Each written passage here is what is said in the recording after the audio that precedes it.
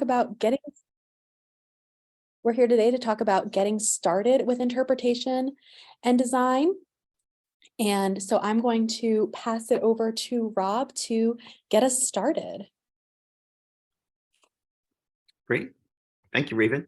So we'll first talk a little bit about who we are and how we're working together. This is a partnership, as Gail said, between Stories of the Chesapeake Heritage Area, Washington College, and Maryland Humanities. And we're offering this workshop as a means of offering training and getting everyone prepared for the upcoming Museum on Main Street exhibit that will be coming to Kent County shortly, but also for anyone who's interested in learning a little bit more about this skill set. So we've got a number of people on the call who are directly involved with the Kent County Moms program, but we may have some individuals as well who are just interested in learning more about this whole process. So we welcome you on behalf of our partnership. Raven, would you like to move the slide? We'll introduce ourselves. My name is Rob Forloni, and I am the program officer for partnerships at Maryland Humanities. One of the things I oversee is the Museum on Main Street program, the traveling exhibit that goes across the state. And Raven, would you like to introduce yourself? Sure, I'm Raven Bishop. I'm the Assistant Director of Educational Technology at Washington College, and I also lead our Virtual Augmented Reality Digital Imaging Studio, or VARDIS, here in the Miller Library. Hey, everyone. And Sarah? Hey, folks. I'm Sarah DeReza. I'm a professor in the Education Department at Washington College, and I direct the Museum Field and Community Education program here. I'm also a partner with Raven and our colleague, Dr. Julie Markin, on the Digital Scholarship and Museum Partnerships Project, which we'll share a little bit of information about tonight as well. Thank you very much. And I also am a professor teaching at Johns Hopkins for Museum Studies, University of Delaware, and Goucher College. So all three of us have a background in education, and you'll hopefully be able to see that through this process. And we're really interested in student-oriented teaching rather than lecturing at people. So please feel welcome to ask questions, use the chat to do so, and we'll be sure to incorporate some question and answers into the process of the presentation as well. What we're going to do is cover a lot of information. So we're going to try to start off with different segments and talk briefly about the introduction of in what interpretation is in general from a philosophical standpoint, interpretive methodologies in particular, and thinking about being visitor-centered in audiences.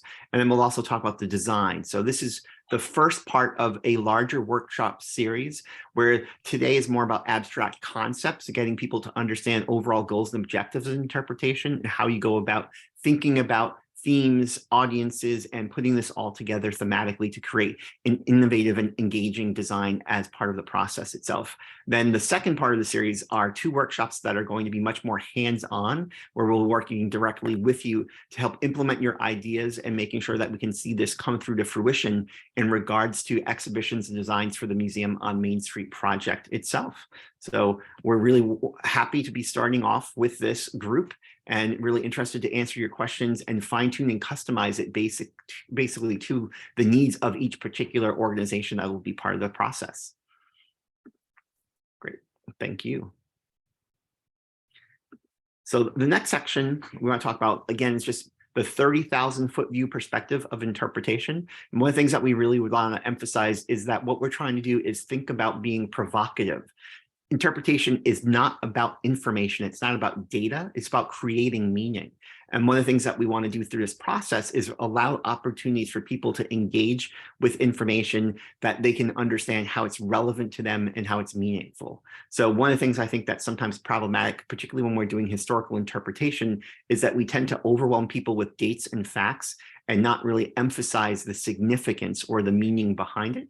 And also keeping in mind that we want to facilitate these personal experiences based on people's prior needs, interests, in addition to the theme itself. So one of the things that the process should be doing throughout their experience is making connections and allowing people to engage in a variety of different ways. So what we typically like to think about is ourselves as a curator, the visitor as another aspect of it, and then the third part of this triangle is the exhibit itself, the objects, the images, the interactives that we might incorporate it. And it's a process of creating meaning that involves all three of these different aspects.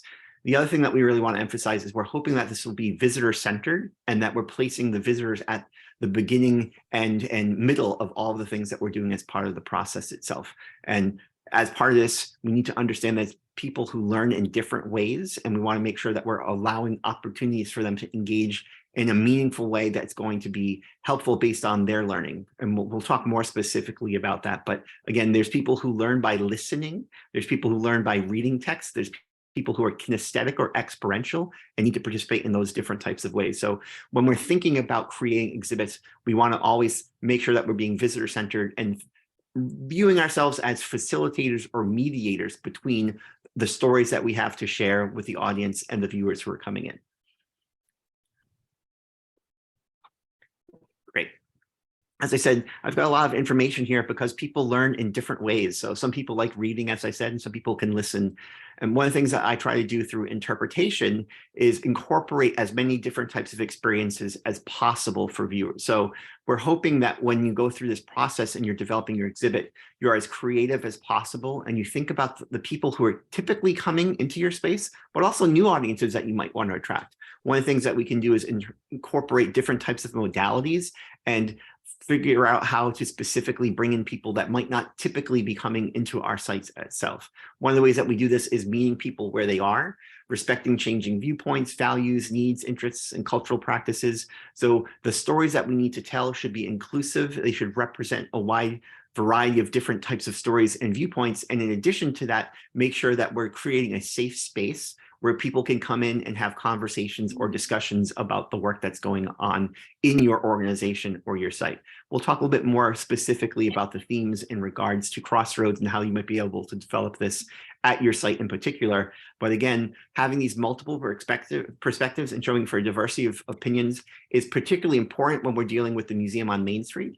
One of the things that we want to do is allow people to come in and have discussions with their friends, their family members, as well as the other visitors who are coming into the space. So we're thinking about the exhibits themselves as prompting conversation or dialogue and creating a safe space for people to have meaningful conversations.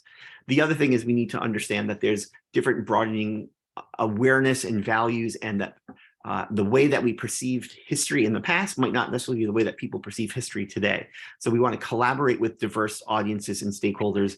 And ideally, the hope is that you'll be working collaboratively with people in the community as yourselves as organizations, but also working with other groups to have them tell their stories for themselves, rather than having our organizations as outsiders telling the story for particular communities, that we're directly engaging those communities through co-curation, shared authority, and really evolving opportunities for people to be directly involved with the representation of their own particular stories. Next. So as I said, I'm an educator. I've been involved with teaching my entire career in public schools with middle school and high school students, now at colleges with undergraduates as well as graduate students, involved with museum education. But whatever I'm doing in terms of program development or when I'm creating an exhibition, the idea is thinking about the specific individuals that we're trying to attract. And one of the things that's really key for many of us as small museums is we have a very limited, finite amount of resources. And we need to understand that we can't be all things to all people at all times. And as part of this process, if we're going to be efficient and have really in-depth, meaningful experiences with visitors, we need to think about the unique characteristics and qualities of those specific groups. For example, I used to work at the Chesapeake Bay Maritime Museum, and I'm currently working with the Calvert Marine Museum. These are two institutions that have very, very similar collections. They have screw-piled lighthouses, skipjacks, materials about oystering and crabbing, but their audiences are very different. The Chesapeake Bay Maritime Museum deals a lot with heritage tourists. People are coming from other areas into this region who are learning about some of these topics for the first time. And Calvert Marine Museum is really focused on the people who live on Solomon Islands itself. So the way that we tell those stories are going to be somewhat different, even though the objects, the stories, and the collections are the same based on the people who are coming in. If you need to explain what a pair of tongs or nippers or a skipjack is, it's entirely different than if someone can come in and say, that's my grandfather. I used to do this. I remember going out and trot lining myself. So really thinking about who our audience is going to be crucial. And again, we can't be all things for all people. So identifying a finite number of people that we're trying to serve will be really perfect. And it'll also help us align our resources and be much more efficient in terms of the types of things that we like to do. So I really advocate as you start this process to think about who your audiences are. And these are your pre-existing audiences as well as audiences that you might want to attract. And start with the visitor first, and then it will help you make sure that you're focusing on visitor experiences that are going to be really focused on individuals and making those meaningful experiences that we talked about earlier. So I'll give you some examples of what you can think about. And these are some just suggestions of possible target audiences. Again, you don't necessarily have to adopt any of these. You could adopt some of them, 1, 2, add more to them. But the idea behind this is thinking about who the people are that are going to be coming into the space and how you're going to facilitate that opportunity of education based on the topics that you have with this particular group. So locals might be residents of Kent County, the Upper Shore. These are people who might know the community, know the area, have an understanding of some of the topics that you're talking about. Heritage tourists, these are people who are interested in history. This is where Stories of the Chesapeake, the heritage areas, and the Maryland Heritage Area Authority really put a tremendous amount of effort into trying to attract people to our region from outside. And they may not be as familiar with the stories in Chestertown or Rock Hall or in Kent County in general. So the idea here is that you're going to attract people who have an interest in history already, an affinity for this type of work, but they might not know the specific stories that you're talking about. Schools, this is something that we worked with really well with museums on Main Street in the past when it was having the Way We Worked exhibit at Sumner Hall. We did a tremendous amount of work with home schools, private schools, public schools, really focusing on local history curricula and the relationship that's there. Multi-generational audiences, again, these are children, but it's different because essentially these are individuals from multiple generations who are coming in with their family. And the goal here often might not necessarily to be the focus on the content per se, but they're focused on the social dynamic and opportunity to spend time together with their family, doing something that's going to be meaningful as a group. And the content is secondary to that. So the way that you structure your experiences and how you tell those stories might be different for a multi-generational audience who's coming in as an educational as well as entertainment type aspect versus a school, which is a captured audience that's going to be really focused on the standards. Tradition bearers, we have a tremendous number of people in our region who are actually living and doing these things today. They're involved with agriculture, they're farmers, they're doing a wide variety of the different types of occupations that you might be talking about. So they're intricately connected to the work that we're thinking about, practicing these traditional trades or crafts and identifying those people, not just to present in the exhibits, but also to think about how they could incorporate acting as docents, visitor guides, hosts, things like that could be helpful and beneficial too. Boating enthusiasts and outdoor recreational people. Again, we know we have a number of people who are coming into the area by water or who are coming in the area for the festival. This is a different, again, they might be coming into your space because they're walking around, they're exploring, and they're not necessarily targeting the exhibit per se, but you have an opportunity through that hook of their interest in recreation to pull them in. And then colleges, obviously Washington College, faculty, students, there's the opportunity to work with a number of these different groups. So we're really advocating for this process as you start to think about developing your exhibit, who it is that you're going to be expecting to come there, and the way that you frame the story, the type of interpretive methodologies that you choose, the different modalities to incorporate should reflect who those target audiences are.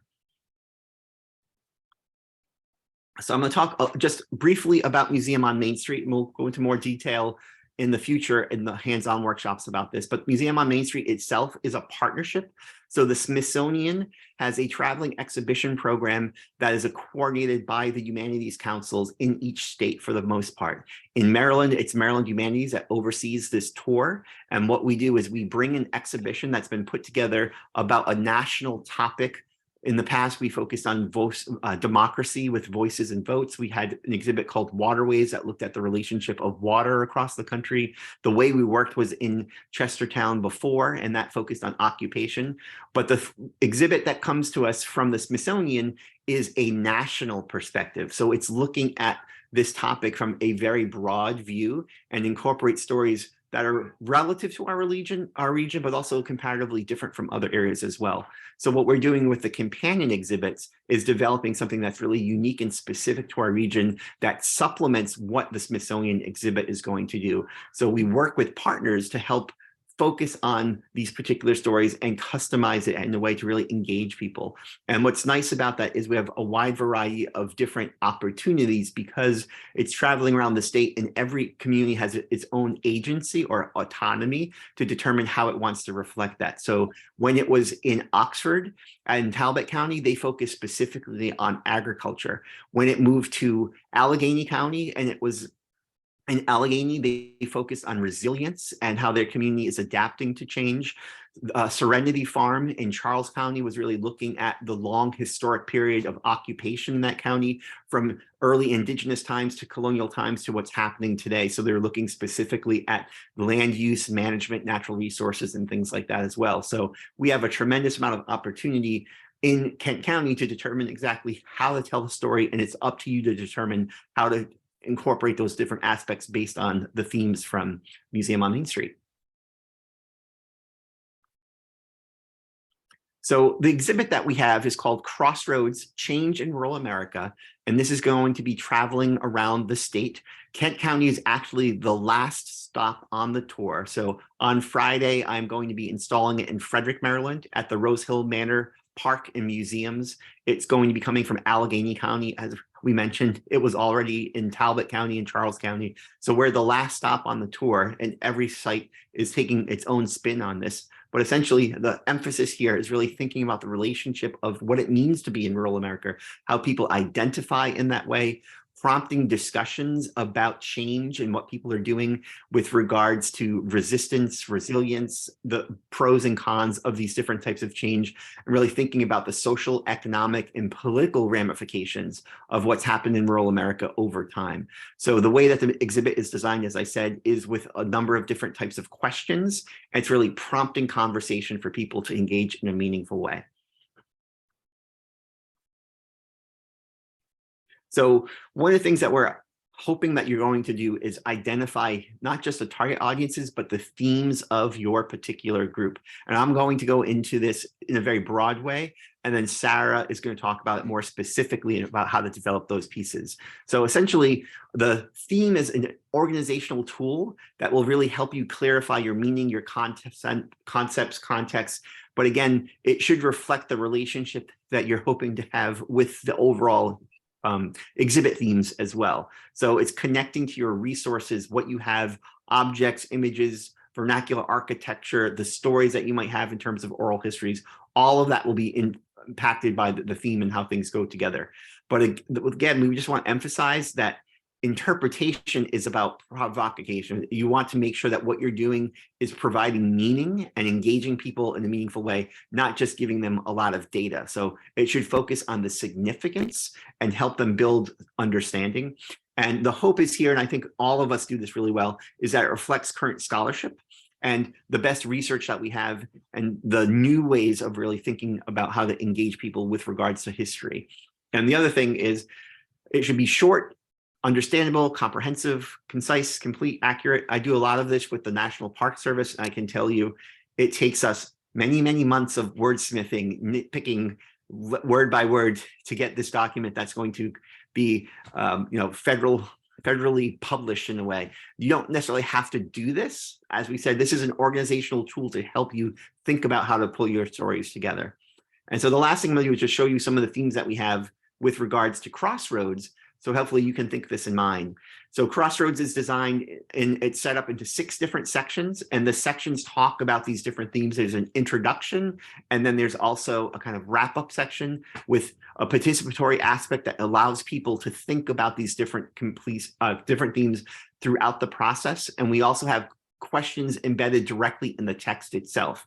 So you can see here, a lot of these questions are designed not to have a tremendous amount of information per se with names and dates and facts, but to get people to self-reflect about what it means to be rural, how we identify as being rural, the difference between living in a rural area versus in a metropolitan area. Also thinking about the change over time, what has happened, and particularly given the impact of COVID, we've seen people at one time turn away and leave rural areas, and then suddenly with COVID coming and flocking to this region as well in different ways. Sometimes it's also challenging assumptions about people think about what it means to be rural and the fact that there might not be the same type of opportunities or innovations here. And that's absolutely not the case. So we want to try to challenge those assumptions. And then there's one more slide that I'll show here with regards to some additional themes. And these other themes, again, are really thinking about not just regionally, but how we fit into the larger scope of global things since the 1900s. Also thinking about the relationship, as I said, in terms of the impact on people, transportation, economics, agriculture. These are all tied into the way that we think of ourselves. And again, as I said, when we identify what it means to be rural, when we look at that national exhibit of Crossroads, we may consider ourselves rural here, but if we move to Nebraska or Idaho, they would not consider us rural at all. So the way that we look at it is really relative in many respects. And then the other aspect is really thinking about the future. So while many of us are historic organizations, the hope is that we can use some of these stories to show people what the consequences were of decisions we've made in the past and make informed decisions about our community going forth and what we would like to see our community be in the future as well. So I'm talking fast because we have a lot to cover. But as I said, if you have questions, feel free to post them in the chat, and then we'll have a question and answer aspect of this after the fact. Thanks, Rob. I think that's a really great sort of big picture foundation.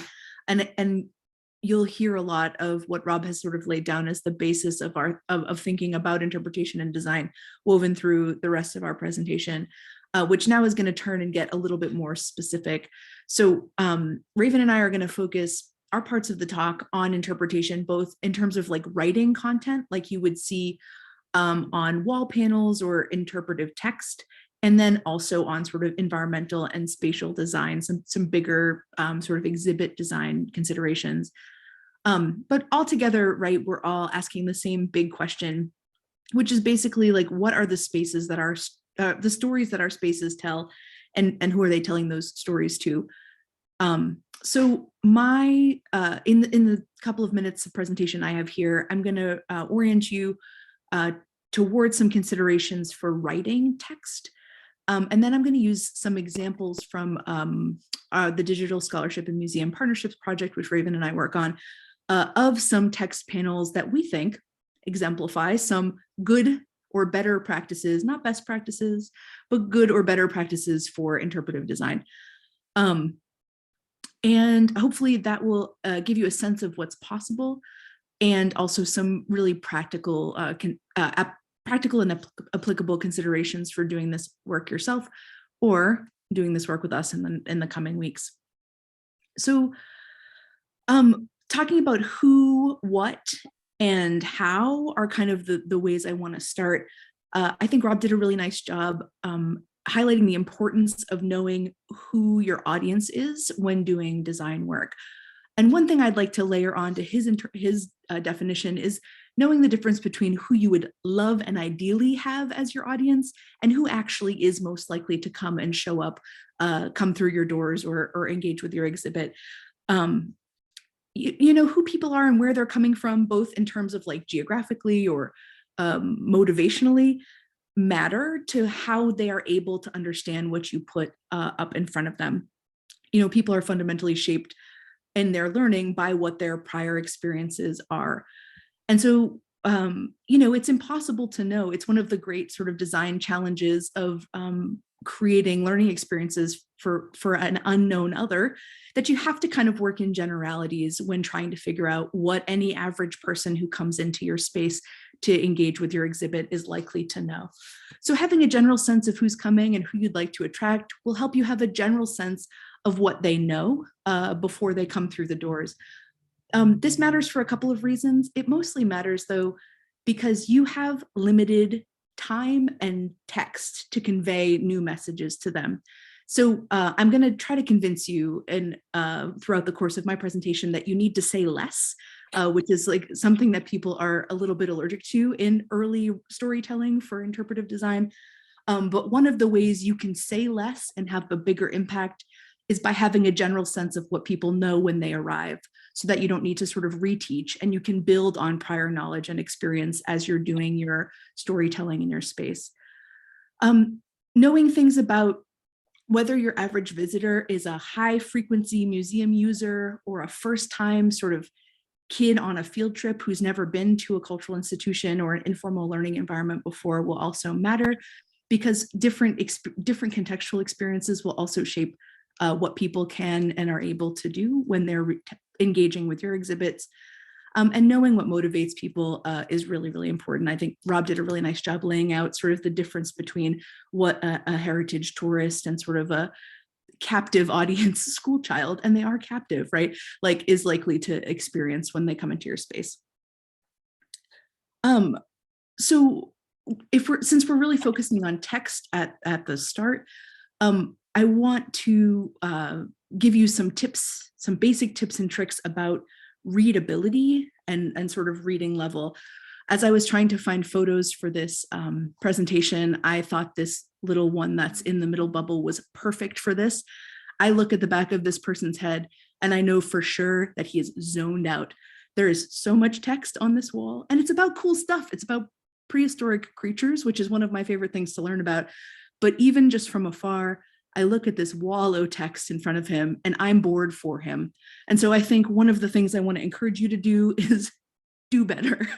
And so here are some practical things you can consider when you're doing that. Most effective and engaging public interpretation is written at around a middle school reading level. So between the 6th and 8th grade. Oftentimes people use a comparison of like what the front page of a newspaper, how that tends to also be written for this, what gets considered general audience of middle school level readers. People used to say the front page of the New York Times. Research has shown that that actually is a little bit higher than middle school overall, but there are ways you can figure that out. In fact, most word processing software like Microsoft Word, you can kind of select all of your text once it's written, and it will run an analysis called the Flesch-Kincaid readability and grade level scale, and will give you an actual grade level, 4th grade or 12th grade, and then a readability statistic, which you can find information about that's pretty easy to understand pretty readily online. So that's a really useful first pass at trying to ensure that what you're presenting is going to be able to be really read and understood by most people who come to visit you. Well, I'll tell you more. I'll tell you more about that in a minute. The other thing to think about is that, there's been lots and lots of research in museum studies on visitor experience. And one of the most sort of well-established things in this field is this idea of museum fatigue. It's real. People generally sort of burn out in museums in a pretty predictable way. It tends to be within an hour.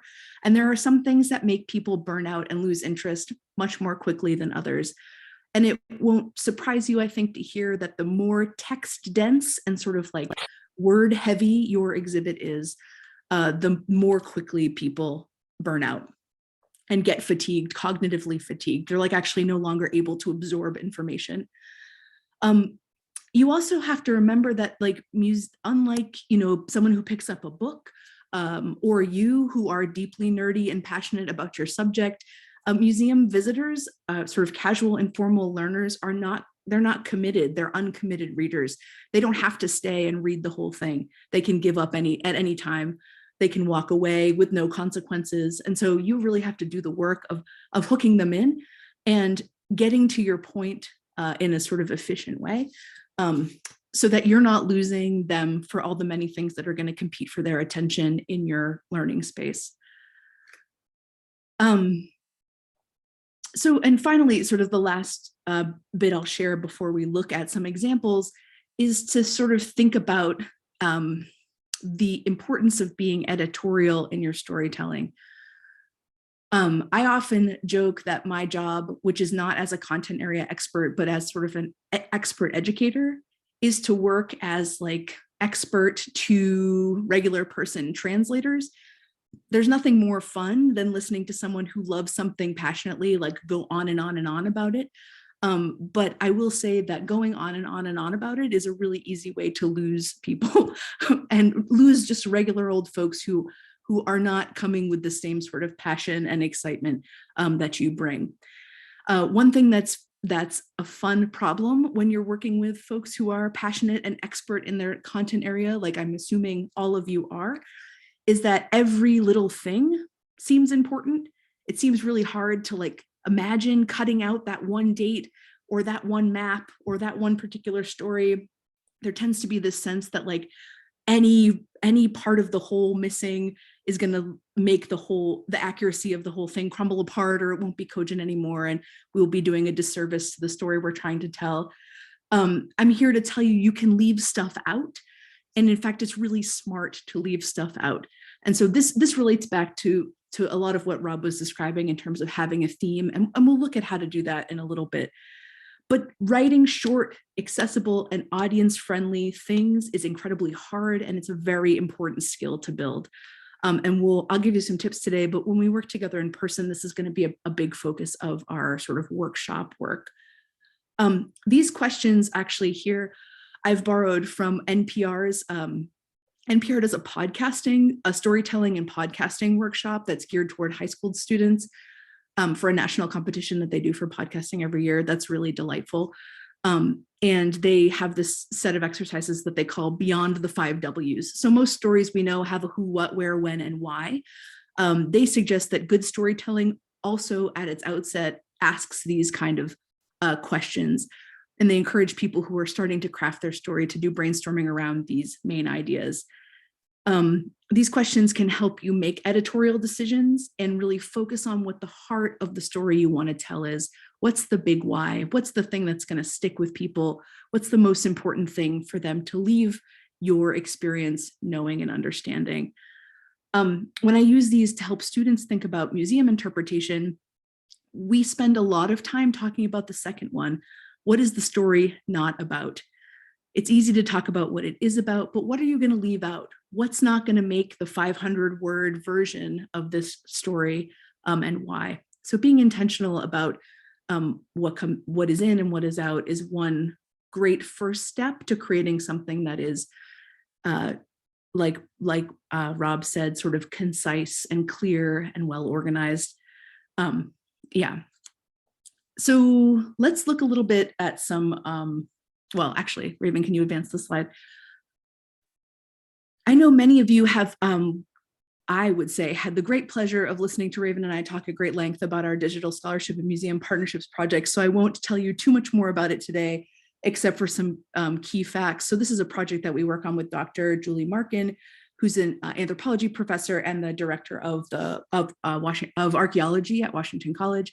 We've been working on this project for 5 years now, and we've had a series of fabulous partners, some of whom are here tonight.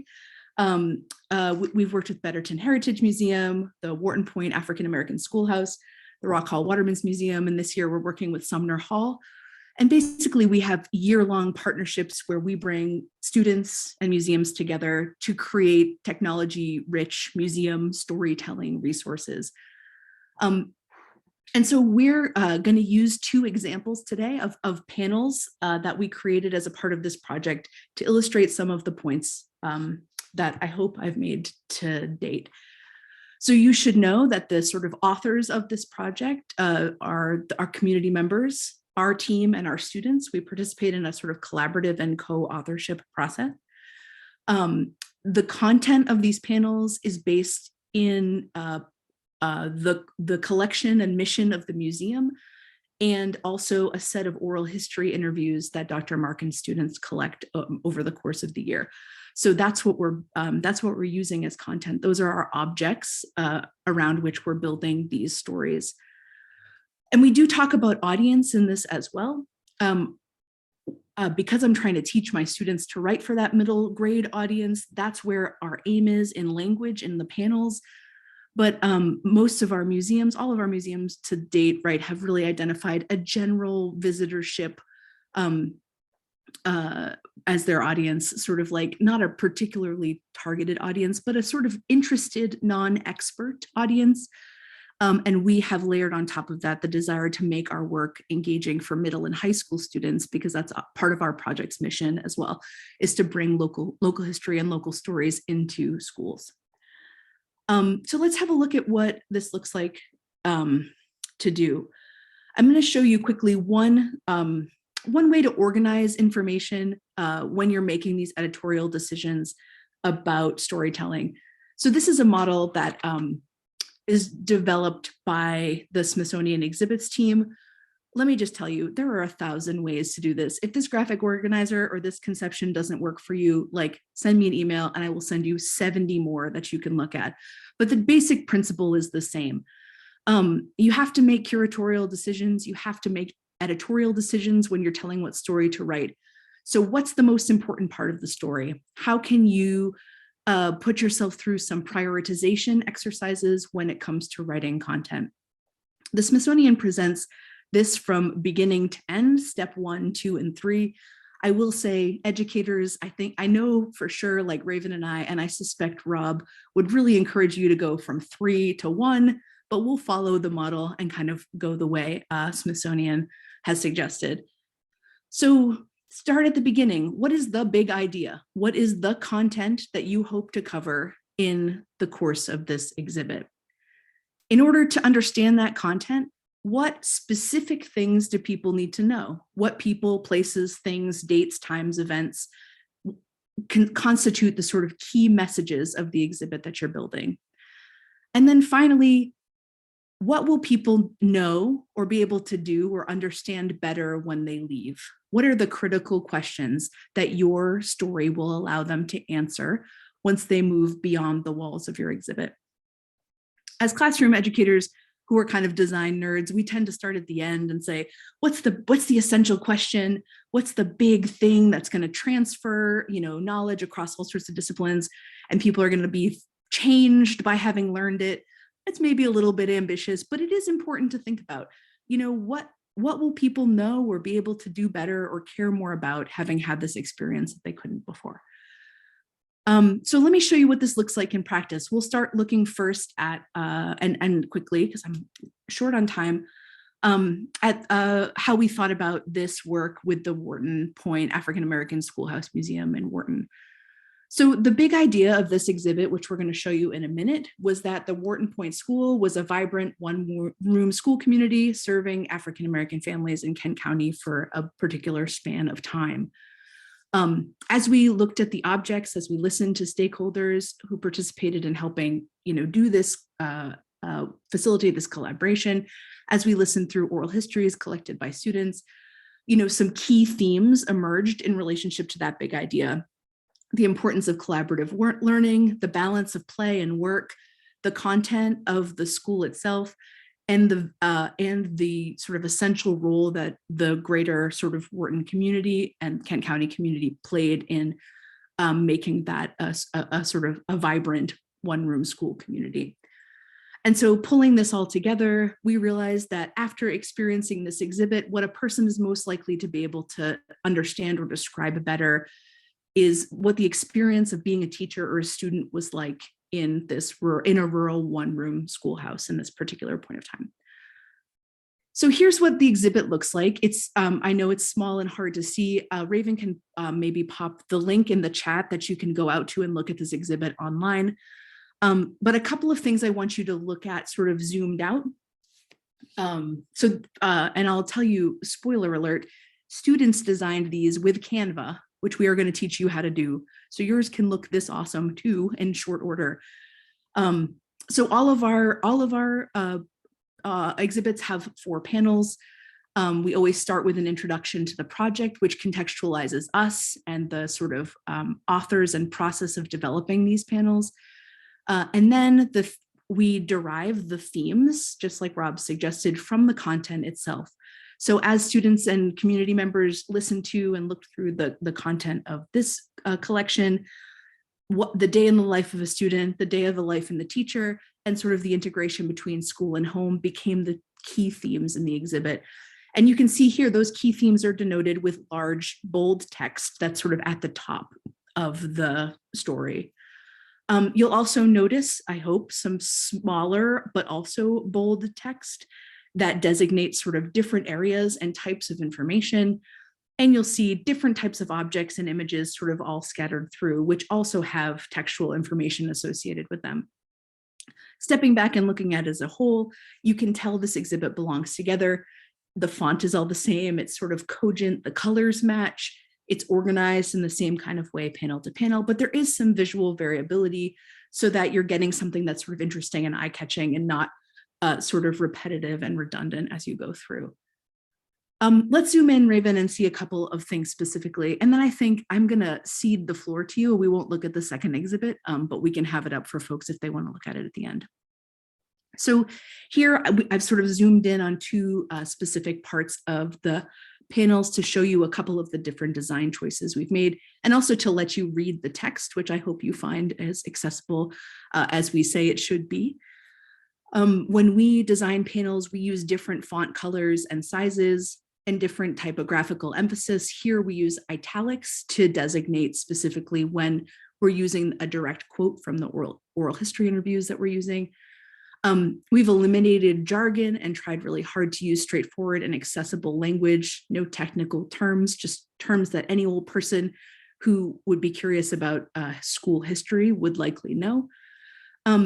And you can see here, and maybe you can see better on the next slide, sort of the integration of text and images. So this panel is not just pictures or sort of 2D images, it also includes objects, and all of the images also have associated text with them so that people aren't guessing and trying to make their own meaning. We're telling them what they're looking at and what they should see as they engage with that object. Next. And as you looked across the panels sort of a moment ago, I noted, right, that the consistent use of font color, the consistent sort of visual delineation between the most important information, sort of the big themes and the sort of sub themes was consistent across, so that if a person sort of oriented themselves to it in the first one, they would know what to expect when they turn to the second one. If they found that in the first panel, all they really cared about was the top line summary, the big stuff at the top, and then like the captions of the objects, they could turn to the next thing and make that decision about what to engage with in the next one and be able to expect the same information across panels. I think that, well, Raven, will you just advance to the Rock Hall slide, and I'll let, with all 4 panels up on it. So Sure. We'll I'll just note that these buttons that you're seeing that are all different colors are not part of like the physical exhibit. This is part of a That's digital exhibit. And there's like particular color coding in that. So for those of you who haven't seen this digitally or in person with like the augmented reality, the reason why those buttons look a little out of place is because they're part of a digital exhibit. This is a good point. I did just take a screenshot of our exhibit online. I probably should have specified. You'll see that here as well. So like the little eye buttons at the bottom of these are because I took a screenshot of our online exhibit. If you click those buttons, you get more information like you would expect. So here you can see too a similar sort of set of design decisions at play. And as you kind of look at this, I'll say a couple of things in closing.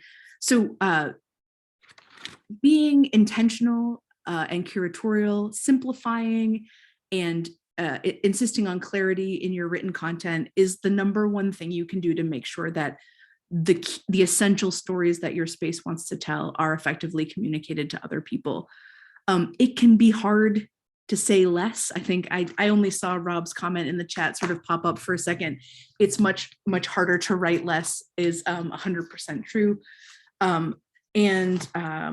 It's definitely a skill that you have to develop, especially if you're an expert. It's hard to undo your expert thinking and try to get back down to say, what does a novice, like a brand new to this content person, need to know or understand to get why it's as exciting as it is? But the best way through it is just to practice doing it. And so we'll argue for, I think in Raven's part, collaborative work and iterative work. So many versions. Rob used the word wordsmithing, which I think is really true of a lot of this work.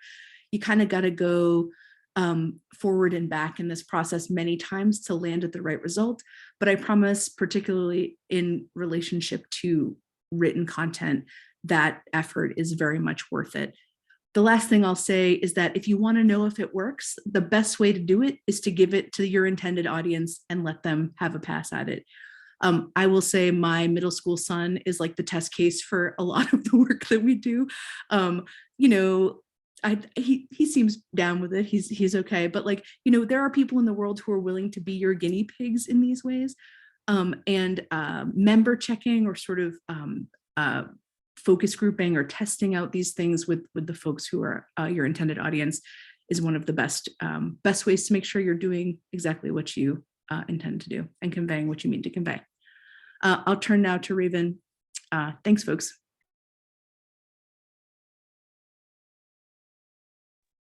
Okay, thank you, Sarah and Rob. These are hard acts to follow.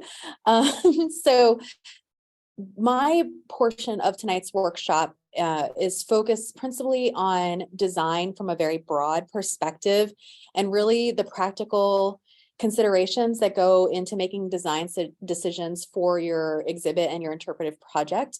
We are going to spend a lot of time on graphic design in the hands-on workshop next weekend. So I'm going to talk more broadly about design tonight, but we will dig into like the nitty-gritty of graphic design, fonts, font sizes, line spacing, all of those things. So we will get nerdy with graphic design and textual design, but now we're going to think more broadly about design and really the practical considerations that are going to impact the design decisions that you make in your interpretive project.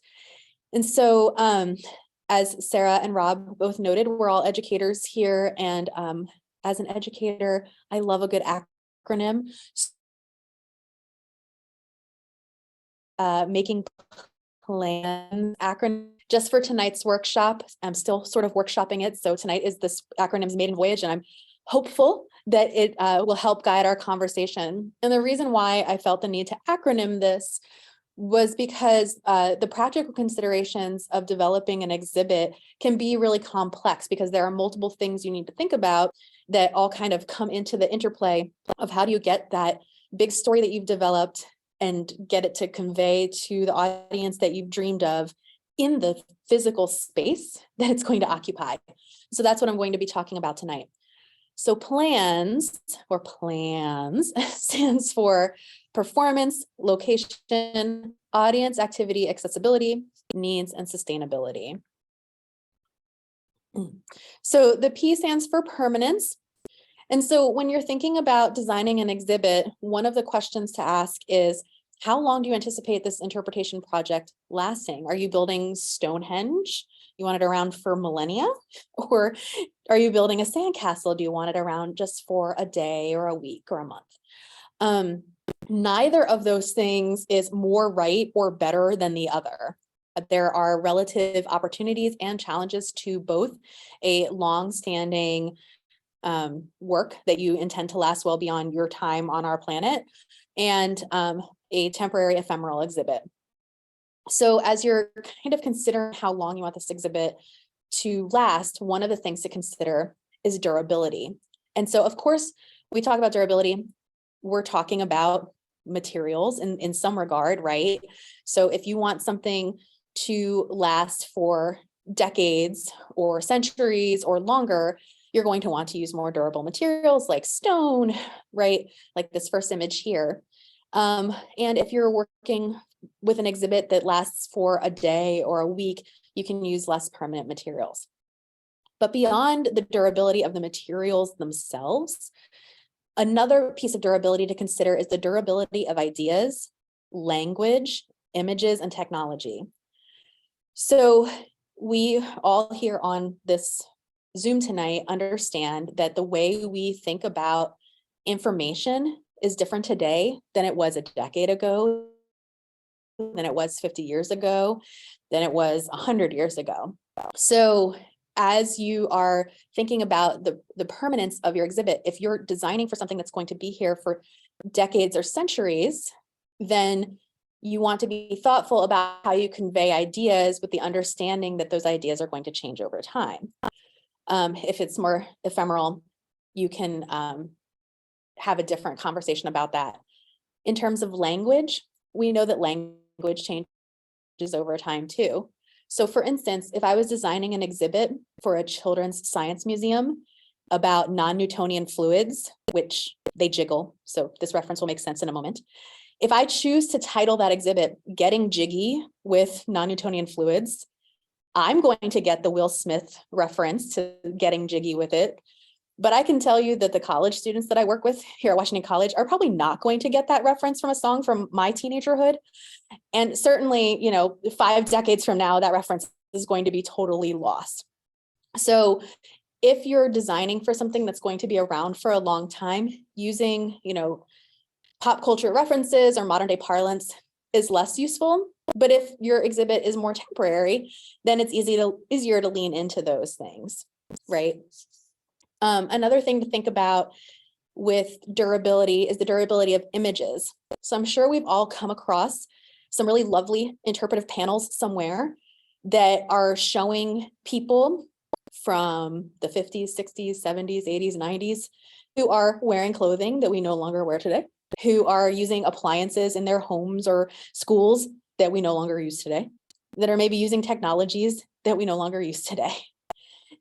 So if you want to convey something over a long period of time, maybe consider how you derive those images if it's important that the images are durable. So for instance, back to my fictitious non-Newtonian fluid exhibit, if I need to show how a science experiment happens with those non-Newtonian fluids, and I want this exhibit to be durable long-term, I might take pictures of like just hands doing that exhibit or doing that experiment instead of like people wearing like today's clothing that will quickly become dated.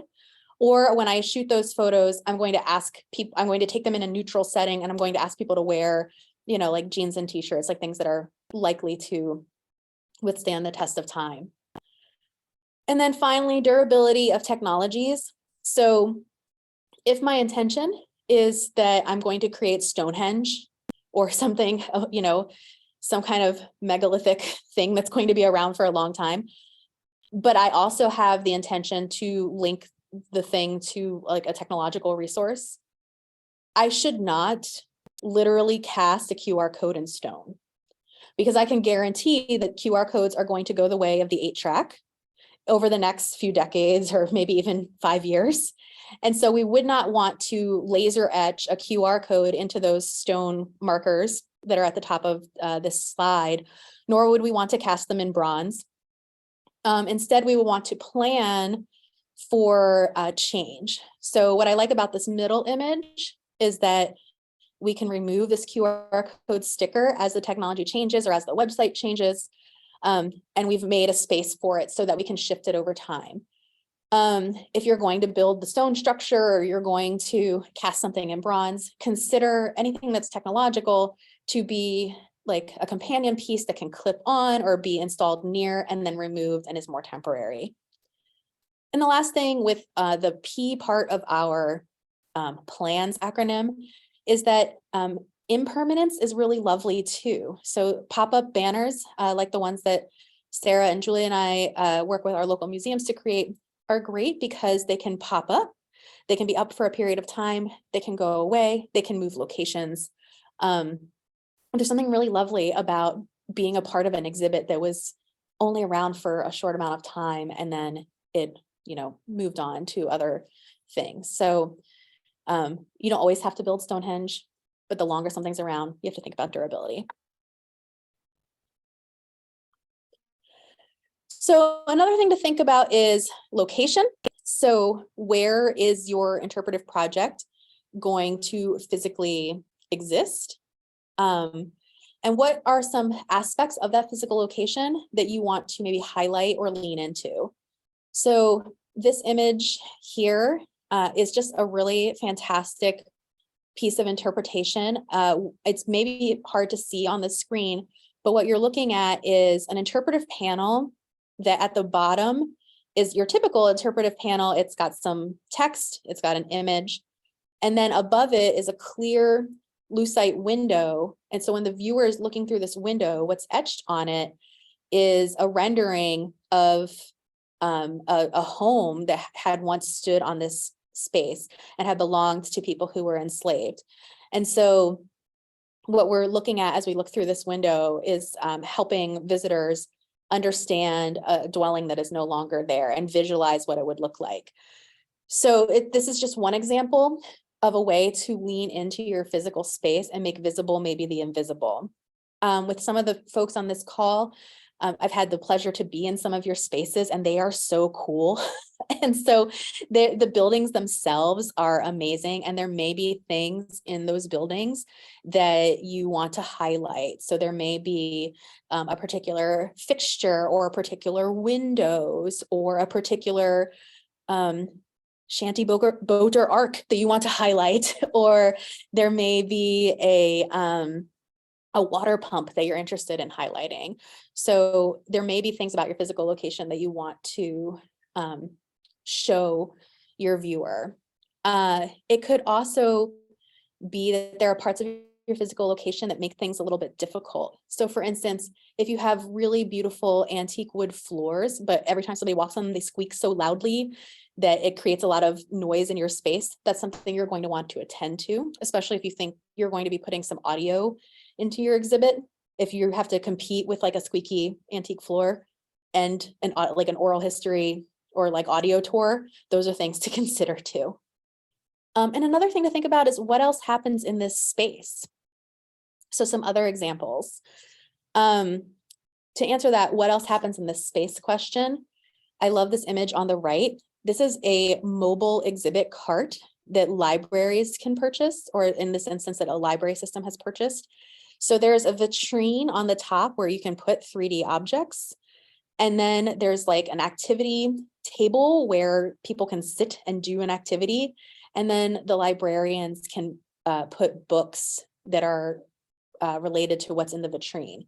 So it's like an exhibit all in one. And what I love about this is these are exhibits made for libraries. What do libraries have? They have books. And so to intentionally think about what else happens in the space and how we can lean into it. Well, of course, if we're going to have an exhibit, we're going to pull books from our collection to highlight. And thinking about museums on Main Street and our local museums, there's so much about what is encapsulated in our local museums that relate to really wonderful children's books. So one way to engage multiple audiences or intergenerational audiences is to pull that children's book content that's related to your content into your exhibit and display it along with. Another thing to think about is the natural environment that surrounds your exhibit. So the picture in the upper left is from the Virginia Aquarium. The Virginia Aquarium is in Virginia Beach. And one of the things that's really interesting about the aquarium and its location is that it is on an inlet. And so you have these two very modern buildings with a lot of really beautiful sea creatures and these very pristine, like aquariums, right? They're very beautiful. They look like an aquarium. But then you move between the two buildings of the aquarium in an outdoor space. And they've intentionally made these walking trails with interpretation so that you can understand how the, sharks and sea turtles you're seeing in here relate to the like native habitat and native plants and animals that exist in this space. So it's a really great way of leveraging this gap between buildings in a way that's really meaningful and adds content for your viewer. Oh, and then this bottom image is the pump from the Wharton Point Schoolhouse. It is an important part of the stories that we heard from our stakeholders and something that we highlighted in our exhibit because it resonated in the story. So another thing to highlight about the physical space. Okay, so then this is the long A in plans. So plans, audience, action, and accessibility. So when we're thinking about human interaction, how do you expect your audience or audiences to interact with the exhibit and move around the space? The image I have here as the parent of a child gives me hives because all I can imagine is my son's a little bit older now, but when he was a toddler, bringing him into this exhibit and just him going for these precious artifacts, which I hope are not real and are facsimiles, but still, like, I know my child would just want to come and hug one of these pots and break them. And so myself as a viewer, I can't, if I'm there with my son, I can't enjoy this exhibit or think about anything besides like, please don't break this centuries, thousands-year-old artifact. And so it's not user-friendly to that audience. So I would hope And this is a stock image I pulled offline, so this isn't anybody's exhibit that I know of. But I would hope that whoever designed this exhibit was not anticipating children in it, because they should not be. So, if you're designing an exhibit and you mean for it to be intergenerational, really think about the levels and the heights that you put things, how you enclose things that you don't want people touching or tripping over, and how you make or don't make things inviting to interact with physically. Some other things to think about with audience action and accessibility is how you make content accessible, like cognitively accessible to your audience. So in this top image, there's a lot of really cool images or objects to look at, and there's some interpretation, but you're noticing that this group of students is really dependent on a docent, a live docent, to really bring to life these objects. And that's a strategy, and that's something you can do. But if your organization does not have the bandwidth to have a docent there interpreting live for audiences all the time, then you're going to want to think more about your text and images and interpretation to lift that for you. Another thing to consider with this image in the middle is, how do you get your audience to lead themselves through the exhibit? So if there's not going to be a docent interpreting, how do you make that content accessible so that if the person does not interact with any of your museum staff or docents or volunteers, they can still glean the big messages that you heard Sarah and Rob talk about earlier from the exhibit without having to be told explicitly. And last but not least, again, thinking about young audiences, it may be worthwhile giving them a task to do. So instead of expecting young people, and I would put myself in that young people category, I like having a task in a museum. Instead of expecting folks to just kind of know how to self-guide themselves through this exhibit, and how to be in that space, maybe creating a scavenger hunt. Can you find this object? Can you find that object? What do you think it was for? Giving them a checklist or a bingo card or big questions to consider or think about. Giving people an activity to do might be useful. Still along the same lines of making exhibits accessible, this image in the top left, I really love because, again, it's a loose site, so a clear window over a primary source document. And what's great about it is that the primary source documents in general are challenging to read because the way people wrote long ago, even for people who are proficient in reading calligraphy or reading cursive, can be challenging. So having a clear lucite text that makes that language, that writing accessible is really great. We know that young people are less and less able to read cursive. And then so when you start getting into like old cursive, it gets really, really challenging. So having that kind of level of interpretation there is really lovely. And having it so close to the document is really great. I recently went to an exhibit. I actually did heritage tourism, traveled several states away to go to this exhibit because I really wanted to see these primary source documents that they were exhibiting in person. It's a history topic I'm really nerdy about. And they had the interpretation on printed out paper that you could take along with you. But what was challenging about that was you had to like know which document you were looking at and then like go back and forth between this paper that you were carrying. And so what I like about this is you don't have to like flip through a packet to know what you're looking at. It's right there. So thinking about technology and exhibits, in the upper right-hand corner, this is an image from the pop-up DSMP exhibit that we did back in September. And you're seeing somebody interact with the audio part of our exhibit. So something to consider when it comes to incorporating technology into an exhibit or sound is thinking about what else is happening in that space, right? So we knew in our exhibit, people would be socializing, people would be talking. So it was important that we provided headphones that people would be able to hear what was going on in the exhibit and be able to be in that space with that text or with that audio. Likewise, if you've made a documentary about your topic, and it's a 45-minute documentary, but you know your viewers only, or your audience is only likely to be in your exhibit for an hour. Do you really want them to spend 45 minutes of their hour in your exhibit watching a full-length documentary? Or is it appropriate to cut that documentary down into smaller chunks? And even standing and engaging with something, be it a video, be it audio, or even be it text and images on a wall. Standing for a long period of time can be really challenging for people. So providing spaces to sit and to rest are really important too. Museum fatigue isn't just intellectual, it can also be physical. So providing enough space for people to sit and rest in your museum or in your space, in your exhibit, is really useful.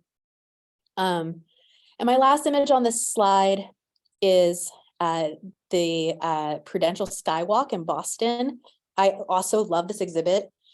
What it is you are at one of the top levels of a skyscraper, and it is all windows all around, and it's a very big open space.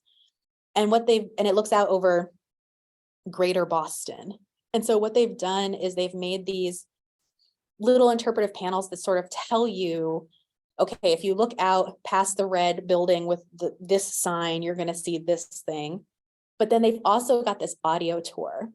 And when you listen to the audio tour, it will sort of help interpret what you're looking at through this window. And what's lovely about it is they've done one for adults and one for children. So the adult one is at an adult level, and the child one is, they actually have a child actor saying the script, and it makes it really interesting for kids. And the child is like back in history, which is really lovely too. So it's a child from the past. So it's a really great way of thinking about interpretation from an audience perspective. You know, sometimes you do need to divide your information into, this is the information for adults and this is the information for kids, and they can exist in the same space. We just have to be creative about how we do that. Oh, and then the last thing I'll say about the 3 A's is thinking about, if you're telling a hard story, if you're telling hard histories, giving space, or if you're like talking about a controversial topic or bringing something like a big aha moment to your audience, giving them a space, a physical space to sit with that information before they're asked to bring in new information is really important. So the National Museum of African American History and Culture in Washington, D.C. has a meditation space built into their museum, which is really useful and really well thought out and very intentional. I know that some of our small museums are in small spaces, so you can create that sort of emotional space and that reflective space in your text and interpretation. So instead of having panel with text and image everywhere, you can have panel that gives us something challenging to think about, and then a panel of the same or a varied size with almost no text, and maybe just a simple quote or a question to think about. So a visual pause. Then as the person moves on to another part of the exhibit, more text and information, and then a question or quote, and visually uncluttered interpretation. So creating that cadence in an exhibit is another way to create that decompression space. But it's important to think about your audience's emotional engagement with your exhibit too, and not to bombard them with challenging ideas and thoughts without also providing a way for them to sort of process those, right? So being thoughtful about that too. N stands for needs. So what does your organization need to make this interpretation happen? You know, if you're building Stonehenge, what kind of permits do you need? What kind of variances? What town council do you need to talk to? Those are all important things to consider. Who's going to fabricate the thing? Who's going to do your graphic design? And then probably more importantly, or equally important, which stakeholders do you need to engage? So in our project, we're working with community members. We're working with the people who largely have lived the local histories in our communities, and our students are learning from them. We work with our stakeholders to review the work that we're doing and to provide feedback along the way. So you heard Rob earlier talk about tradition bearers. So how do you bring those people into your exhibit planning process? How do you help them to share their knowledge as they are willing and able? And what does it feel like for that tradition bearer to come into your space and hear about their thing, right? So thinking about who you need to bring into this conversation beyond you, beyond your organization. And I would also just note with this, be willing to be changed by this process. As Sarah said earlier, this is an iterative process and it's a circular process. It may be that you think you know the story and you know the story you want to tell, but then you talk to a tradition bearer and realize that you weren't right? Or there's more to know. And so it might change your initial plan, and that's okay, right? So just be open to changing your own perspective as you do this work. That's kind of the exciting thing about doing this work. And I'll say, when Sarah and I work with local museums, we sometimes think we kind of know what we're going to hear, and more often than not, we don't hear what we thought we were going to hear, or the story is different than what we anticipated, and we love that about the work that we're doing. And the last letter in our acronym is S for sustainability. So, okay, you've built this thing. Who's going to dust it and keep it clean? Who's going to change the light bulbs? Who's going to open the doors? And then if you're building Stonehenge, who's going to, make sure it lasts? Who's going to check it after our next hurricane? And if you're building a sandcastle or you're building something ephemeral, what happens to it after, right? So, in our small communities that have all these lovely pop-up exhibits or ephemeral exhibits, there may come a time when somebody says, hey, you did this exhibit 5 years ago and it was really amazing and I learned so much, and where is that, or where can I access that? And then people say, well, Joe did that, and then Joe took it back to his garage. And then Joe and his wife moved, and so they gave it to Sam, but Sam had to then move too. So part of it's here and part of it's there. We don't know where part of it is, right? Sometimes that happens in small communities.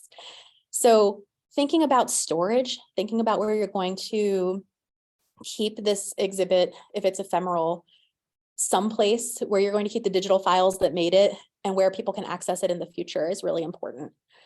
So the image at the top is just to emphasize, who's going to dust the thing. But the image on the bottom is an image from Curious, Q-U-I-R-O-U-S, at the Smithsonian Museum of Natural History. And they have this whole space that is like visible storage. So things that they would normally just have in a closet somewhere, that they don't mind people interacting with or touching, you can open these drawers, you can pull things out, you can kind of get a behind the scenes look at what's on display. And there's some interpretation, but then there's also magnifying glasses and prompts for how to interact with these things. So visible storage is something to look into as well. If your museum is going to be producing lots of ephemeral exhibits, thinking about how you might you think about visible storage in a way that's safe for your artifacts or safe for your exhibit. And we can talk more about that in the hands-on workshops. So thus ends the plans part of our presentation, thinking about permanence, location, audience, action, accessibility, needs, and sustainability. So I think at this point, we have just about 15 minutes to open it up for questions. So I'll stop sharing.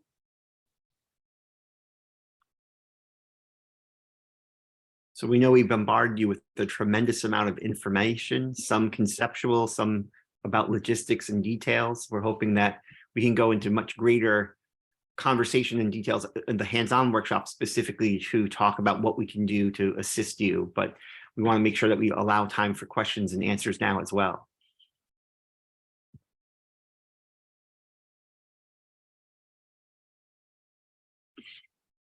No questions from anyone? Feel free. I know some people feel uncomfortable talking in a group. You can utilize the chat if you'd rather do that as well. And we're monitoring the chat, or just feel free to speak up. We'll identify you if you want to use the raise hand icon, or if you're not quite sure how to do that, you may just unmute yourself as well.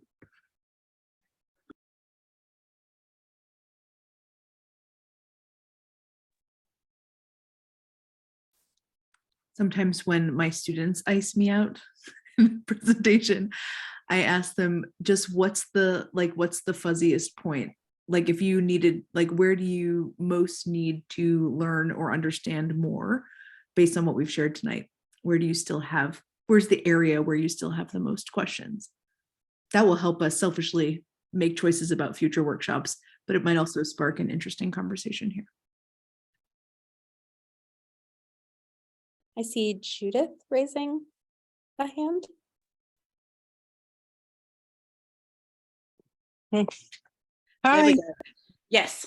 Hi, this is Judy, and I see that on the screen I can see Candy and I can see Linda, who are also Betterton people.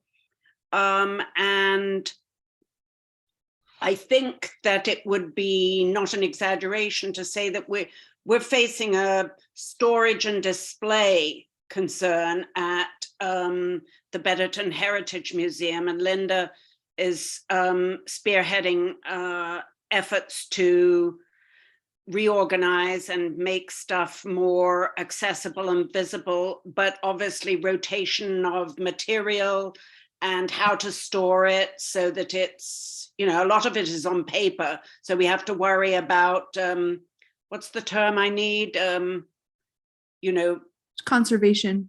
Conservation of paper materials so that they don't all get beaten up. Do we scan them? Do we create replicas? We can't all do it on Lucite. We're obviously going to have to do some other ways to do it to make them accessible to people without letting them fall apart in people's hands. So that's the big project that I know that we're looking at in general for the museum. And I have a personal project, which is to come up with a way to create something accessible by QR code for the Ark when the museum is closed or there isn't a docent to open the Ark to people. So I'm facing exactly what you discussed about how to make all these dates and names and then he and then into something engaging and interesting, because to me it's fascinating. The first slide you showed about you know, what's changed, what is the big question? And so the changing of the life on the Chesapeake Bay and the life of the watermen, the idea that people used to go and sit on the bay in these rustic vehicles for days, freezing.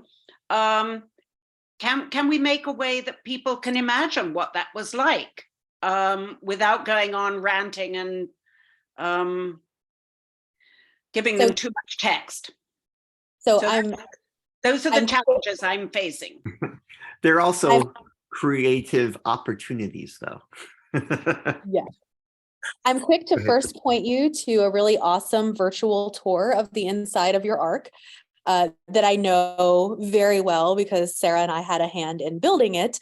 And there's definitely ways to link out to that with a QR code. But beyond that, there are definitely ways to link people through QR codes or web URLs to digital exhibits on the website that I know you all have, or other types of digital expression. There are also ways to add some outside interpretation that isn't digital based, but you'd want to lean into some of those like really narrow focus things, because, you know, adding more things to the Ark Park, you know, has to be done in a thoughtful way. And maybe Sarah or Rob has thoughts about that kind of interpretation. Yeah, one of the things, as Raven was talking about, is sustainability. So the most important thing you want to do is make sure that whatever you create is something you can maintain, because nothing is worse than going and pushing the button and having it be non-responsive, or having an analog interactive that is broken too. It doesn't have to be technology necessarily, but you want to make sure that what you're doing is going to be something that you, your staff, your volunteer corps can control and maintain over time. And there are things that you can do to make it more engaging and humanize the story that doesn't take a lot of money or technology necessarily. One of the things that I've done before in institutions is had actors read, similar to what Raven was talking about in Boston. We took actual narratives from escaped people who had self-emancipated, and they read from those journals. We had Richard Potter, whom many of you may know, talk about this experience, and then you could listen to it either with an audio guide, set of headphones, or you could have a bell that you're positioned, or a QR code that people could pull up with a smartphone. All of those things are useful.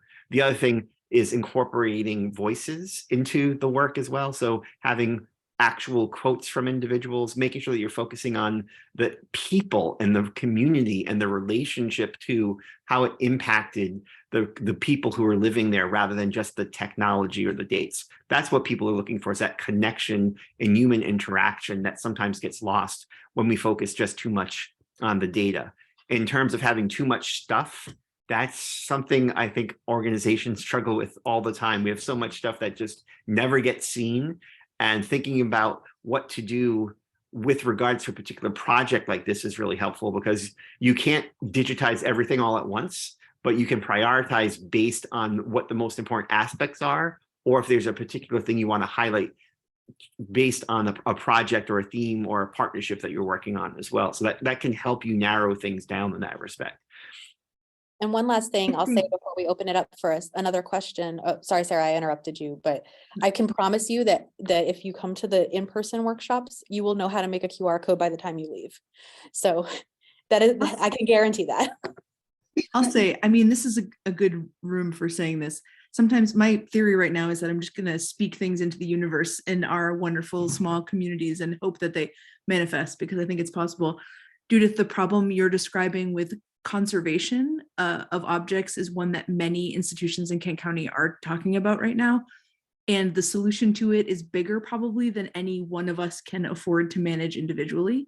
So let's, outside of this space, think of ways that we can combine efforts and resources and think about these kinds of things. Raven and I received an email about this from someone in Galena today. So, I mean, we're, you know, lots and lots of folks are asking similar questions. So there's a demand here that maybe we can meet in a way that meets lots and lots of people's needs. But that's a question for a later conversation. To your first point, I guess your second point, like, you know, people make stuff and they preserve stuff, and the answers to why they made it in the first place and why they kept it for so long after that fact, at their core, the answers to those questions are usually answers that make sense to everyone. And those sort of like, why was this made and why was it kept stories are often really tied into universal themes that appeal to like wide ranges of people. And so like, if you're looking for a quick answer to that so what question that's going to catch up with lots of different kinds of audiences, I think that can be a really productive way to start. To Sarah's point, I will also say, particularly when we're talking about themes with crossroads, or when we're talking about marginalized or untold stories, there's a tremendous amount of stuff that hasn't been kept. And we want to make sure that we talk about those stories as well. Social history, individuals who weren't really privileged in the past, those stories are just as important, particularly when we think about change in rural America. People didn't think about occupation, agricultural things as important. It was work. It wasn't necessarily what they did. So no one has pictures of people working in the fields. I can tell you, trying to find pictures for the Kennard School in Queen Anne's County of African-Americans working has been like pulling teeth. So it gets difficult sometimes where we have to think outside of the box with some of the stories that we're trying to tell, because we don't have the material culture or the images or the manuscripts to tell those stories. Okay. Any other questions?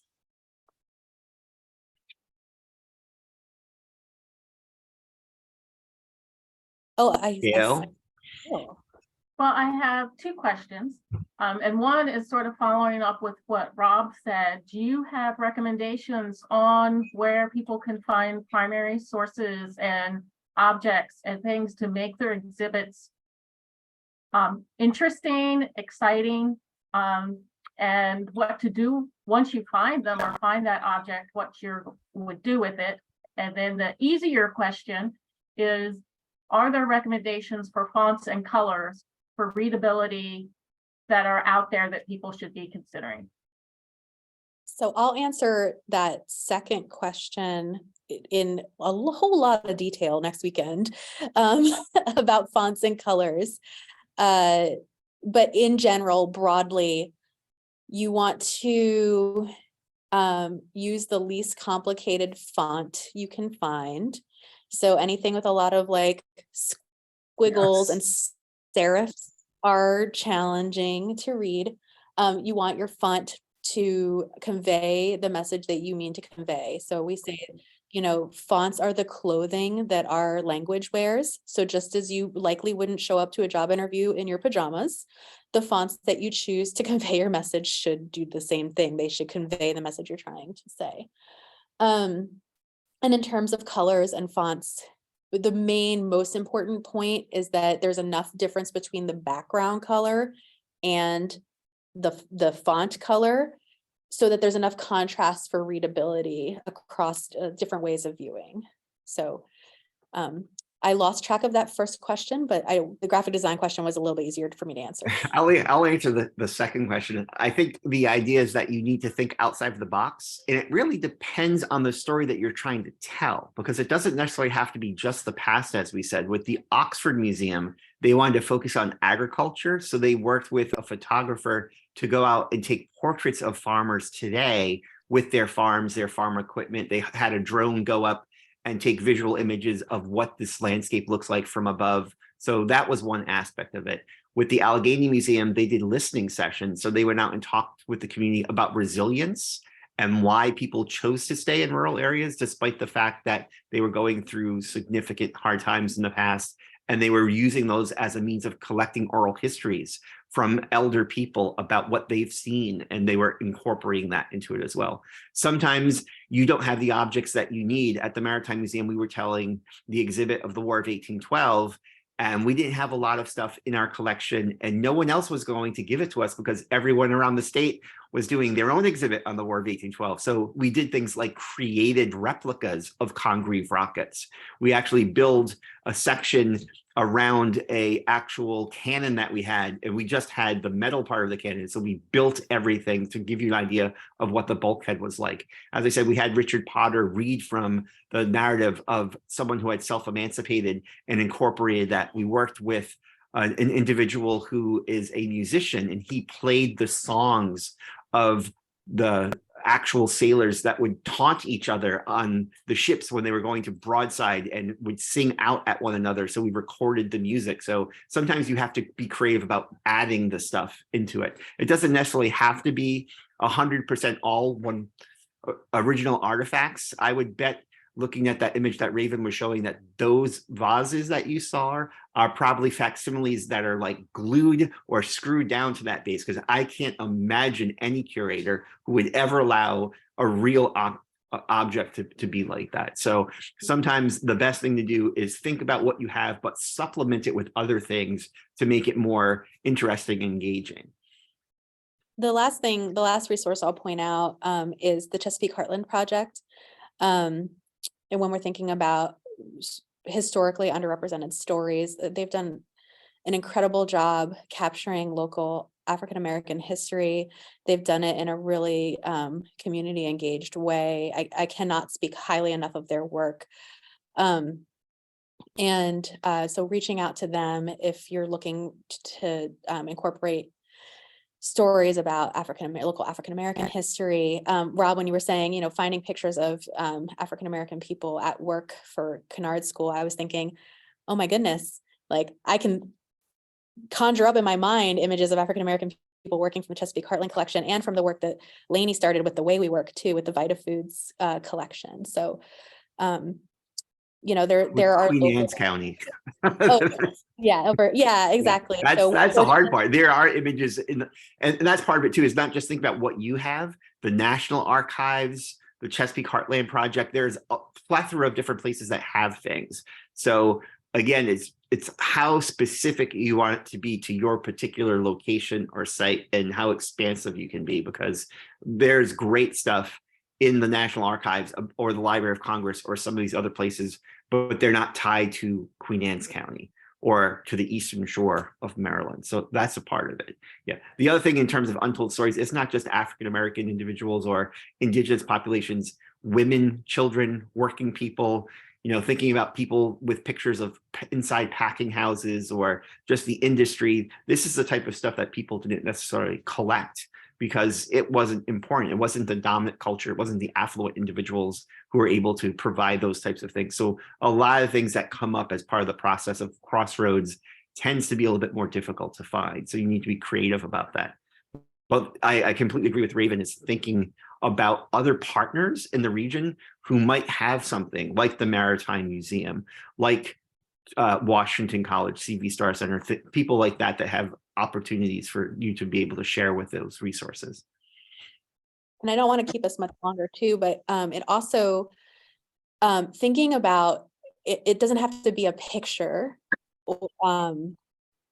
or even like a lot of text to get a message across. I'm thinking about at the Chesapeake Maritime Museum, thinking about the crab picker exhibit, and they have the stalls that the crab pickers would stand in. And I'm a kinesthetic person, so getting to actually stand in these stalls or facsimiles of stalls and seeing like which one would fit me, because they would make them like based on the person who would be standing in them. So I am not a tall person. And so like getting to stand in these different stalls and feeling like which would fit my space the most, like having those kinds of like embodied interactions where they're appropriate and where that tactile engagement is. Sometimes it doesn't have to be the thing. It could be a facsimile of a thing, and it doesn't have to have a whole lot of text to make it really meaningful. So thinking about that one exhibit, for example, I set up a program with Tradition Bearers where we had Miss Alice Palmer come in and talk about what it was like as a 10-year-old cracking claws in that building before it was the Maritime Museum. And she was sitting at a table picking crabs with Minnie Nava, who picks crabs today at Hooper's Island. And she is someone who comes in as a migrant worker annually from El Salvador with groups of people from Mexico. And they were talking to each other, comparing what it was like working in the packing house then to what it's like in the packing house now, the conditions that they were in. And the audience was just there watching this. So we're able to have them do this as a presentation, do short video clips, and then use that as content.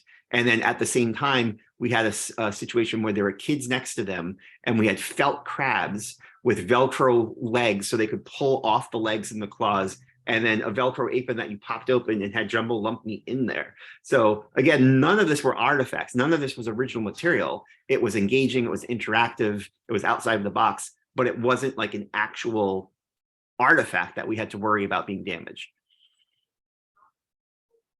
So good. this is a great start to our conversation, and we are so excited to continue to work with you over the next several weeks in the hands-on workshop scale. I'm going to pass it back to you to wrap us up. Well, I'm so excited with this great kickoff, and this is being recorded. All of you will get a link to the YouTube recording that'll be switched to this, and it'll also be put up on our website. Look to us. I will be sending you some emails of some things you need to do to be prepared for the next workshops. The first of them was everyone should sign up for a free Canva account. And I can give you a link. I'll put a link in an email that will have all that. You need to start thinking about what story are you going to want to tell. And we need, if it's possible, to bring your own computer to the workshop. So that way we can work on it at the workshop, and then you can take it home and continue working on the site. But if you can't, to let us know, and we will make sure that there's something there for everyone to use. Did I remember everything, Raven? Yes, and nobody has to do anything fancy with the internet. We can get your computers on our guest network, so that's not to be worried about. You don't have to do anything fancy with like a hotspot or anything like that. And it's not too Sure. early to start thinking about the big picture, as we said, in terms of who your audience is or who you would like your audience to be, as well as what potential themes might be. That's great. And I look forward to seeing everyone at the Miller Library next Saturday morning. Okay. All right. Thank you so much. Thank you all.